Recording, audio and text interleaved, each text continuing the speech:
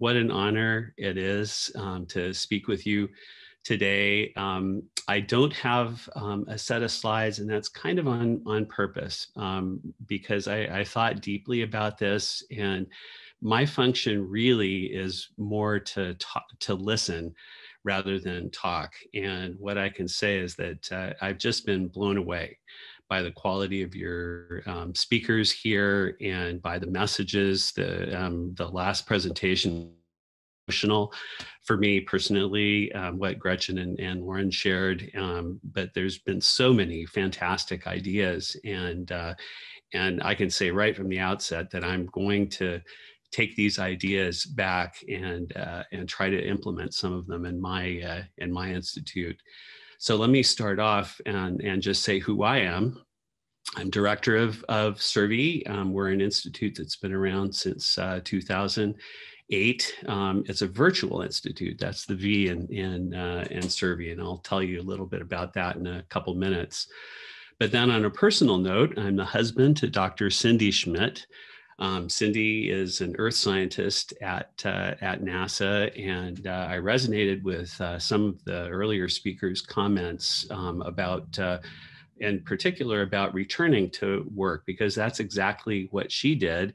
And not only that, she returned and got her PhD. And I'll share that I have never had a more proud moment than watching her get hooded at UC Santa Cruz when she got her PhD. I'm also the father of two daughters. One of them, they're both at UC Davis. One of them, Claire, is a pre-med student.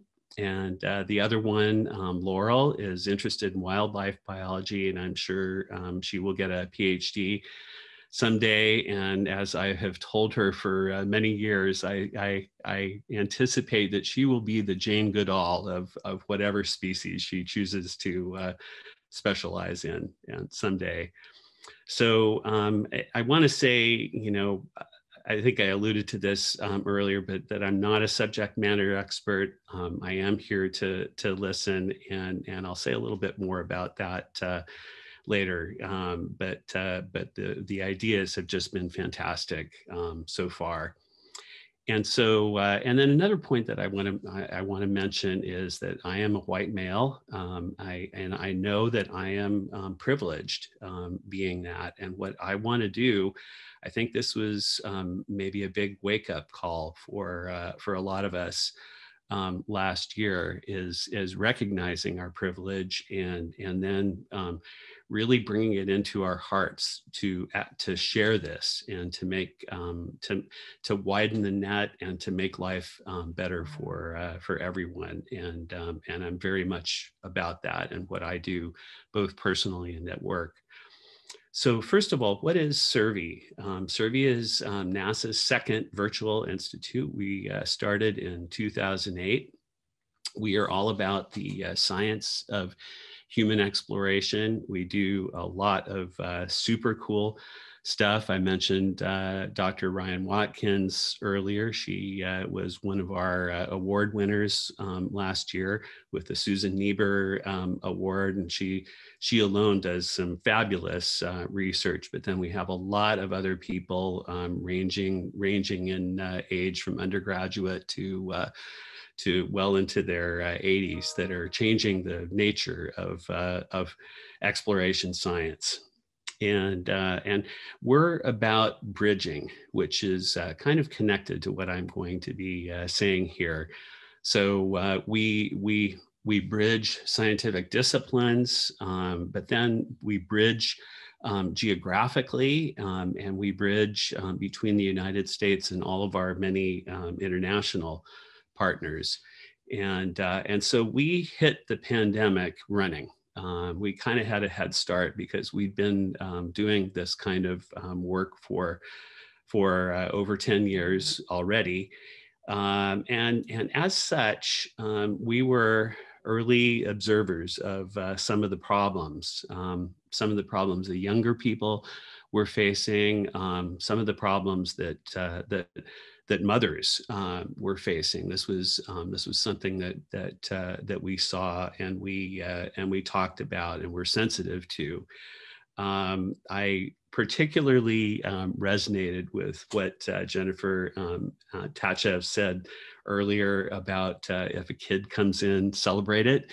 And this has happened many, many times in meetings that I've been in, and we have tried to have a culture of welcoming that, welcoming the whole person. And quite frankly, I would say that's a silver lining of the pandemic, that we have been able to get these windows into people's lives and remove the veil of formality. So, and that's not to say that there aren't a lot of difficulties associated with it as well. And as was mentioned in the introduction, we have a big focus on equity, diversity, and inclusion. This profoundly touched me last year. I wrote something that was on our website that I'll put in chat, but then started a focus group, and I actually would be keenly interested in getting Gretchen and Lauren in particular to talk about what they just said in our focus group.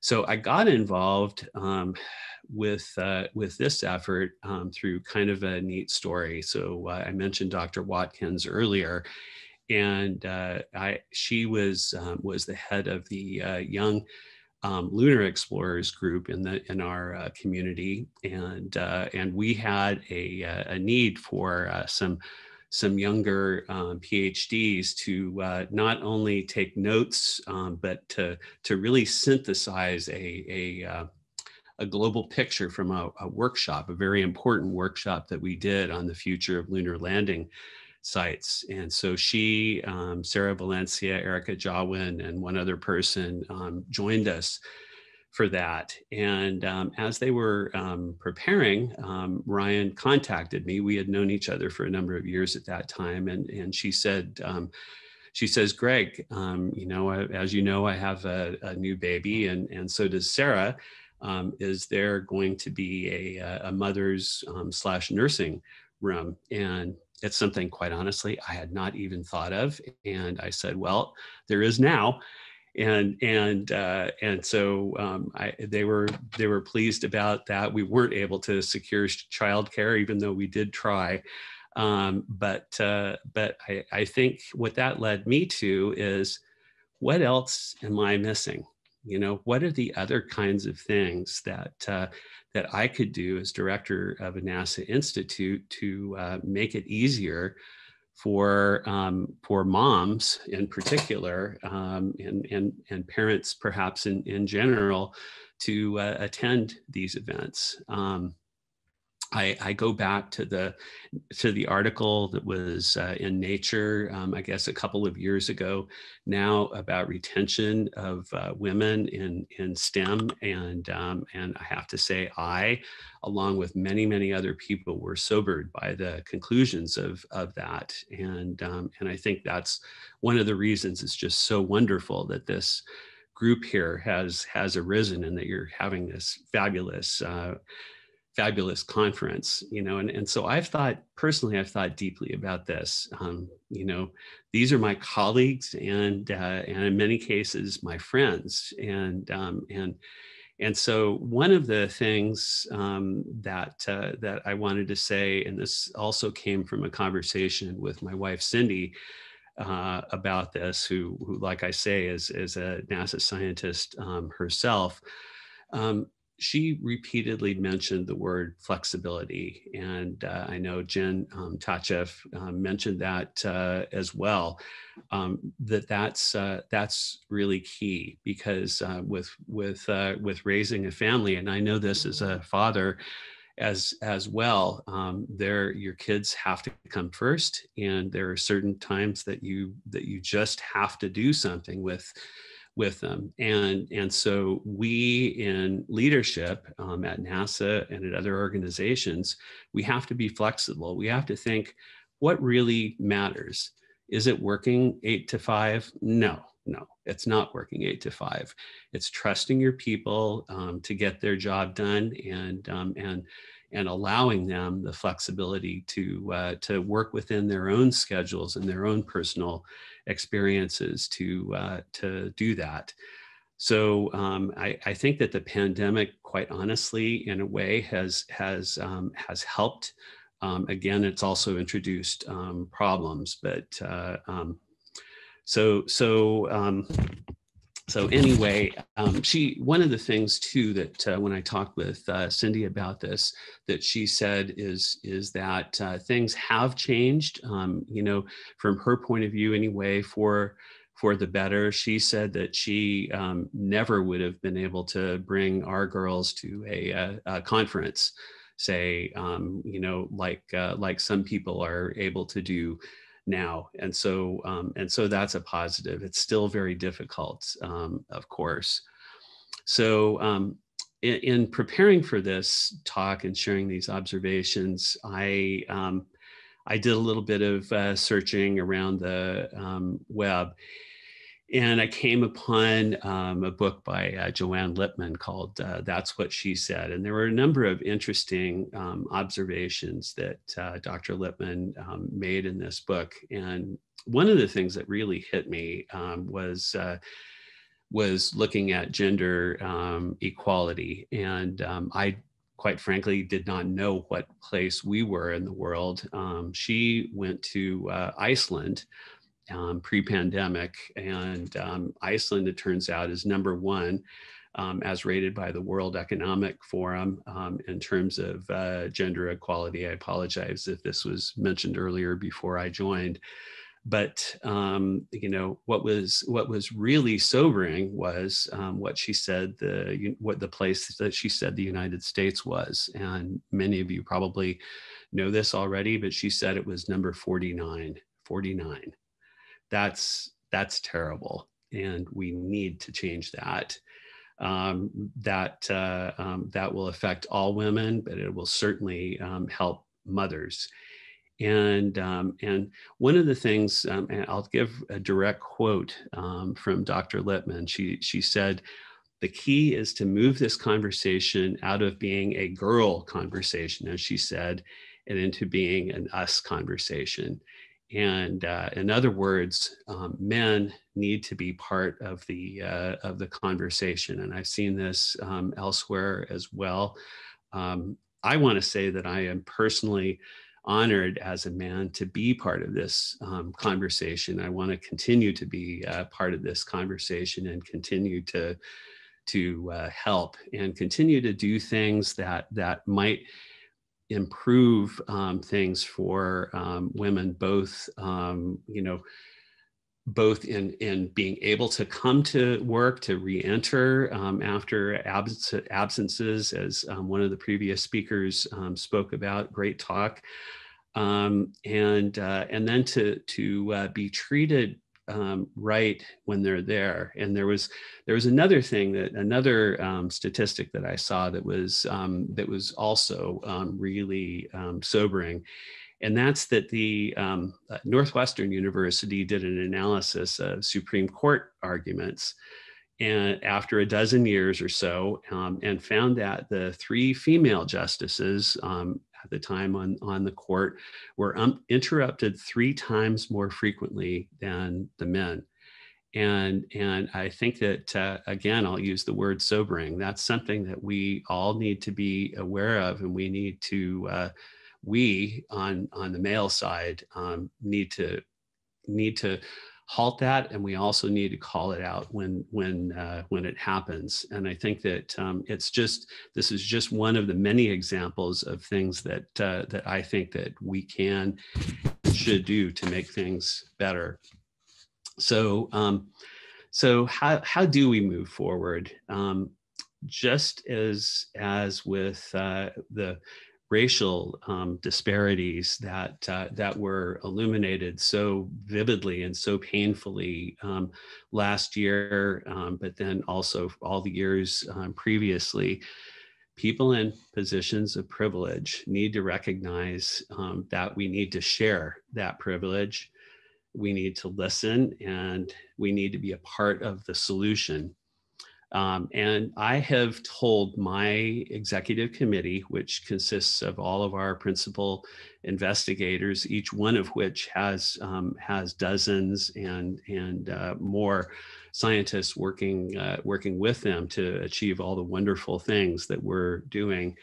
I have told them, and I told them yesterday, as a matter of fact, at a meeting we had, that there's nothing more important than leveling the playing field and casting a wider net and creating a equitable, diverse, inclusive environment for everyone. Why? It's there are personal reasons, of course. It's the right thing to do. It's going to improve our science. It's going to make all of the brilliant people out there, all of the moms who have had a hard time joining or rejoining the workforce. It's going to get their contributions, and that is going to benefit us at NASA and benefit everyone. And I personally can't imagine situations where all of those gifted scientists can't participate. I think that I think that there are some encouraging signs. We still need to move forward, but there are some encouraging signs. I took this is perhaps one thing I should have shared on the screen, but I took a screenshot recently of a meeting that I had. It's called the Lunar Exploration Analysis Group, and it was an executive group. And it was the standard Brady Bunch shot that we all see on Zoom. And I was talking with the people, and I suddenly realized that out of perhaps 12 people, I was the only man. And I thought, yay, this is, finally things are starting to change. And this group, when I first joined it, was all men. So, and I think that it may be because of some of the changes that we've been making. So in conclusion, I want to say that I really want to continue working together. I'm going to share my email address in chat for those who might like to share their own situation. Perhaps it's difficult to do so with your current work folks. Please consider me an ally. And I'd be happy to share things with you. And then finally, I would love to invite someone, perhaps it's Dr. Torres, perhaps someone else, to give a talk at our annual meeting and with a summary of what you've talked about here, just to raise the visibility of these issues. So again, thank you so much. It's just been a huge privilege talking with all of you. Thank you.